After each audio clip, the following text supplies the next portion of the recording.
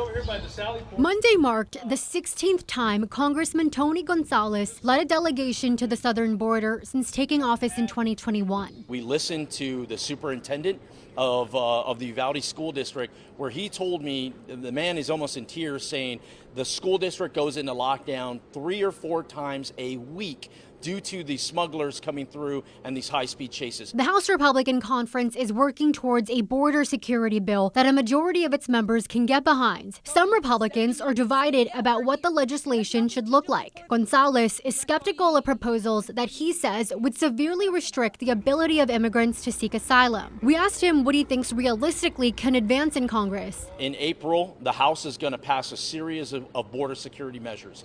I am pushing for these security measures to be real, tangible measures that can actually solve problems, not empty rhetoric. We have enough of that. Anything that gets through the House faces a hurdle in the Senate, which is controlled by Democrats. Senator John Cornyn led a delegation of his Republican colleagues to the Rio Grande Valley on Friday. He said he wants any legislation to impose consequences on migrants who cross the border between ports of entry. Some people are showing up at the border and turning themselves in. You've seen that phenomenon time and time again. And if they're just simply released into the interior of the country, then the perception is, well, I can come too. Democrats in Congress are split over the issue as well. Some oppose President Joe Biden's plan to impose new restrictions that would make it difficult for most people who cross the border to obtain asylum. Political science professor Alvaro Corral believes there could be modest movement this Congress when it comes to new technology related to border security and pathways to citizenship for a narrow group of undocumented immigrants. Both kind of getting a little bit of what they want.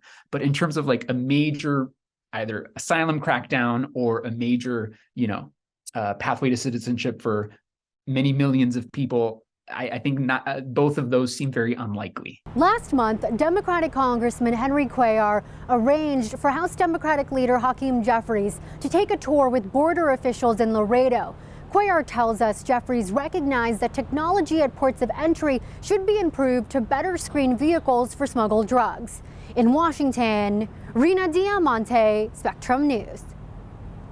Thanks for watching our YouTube channel. For more refreshing stories about your community, click the subscribe button over here.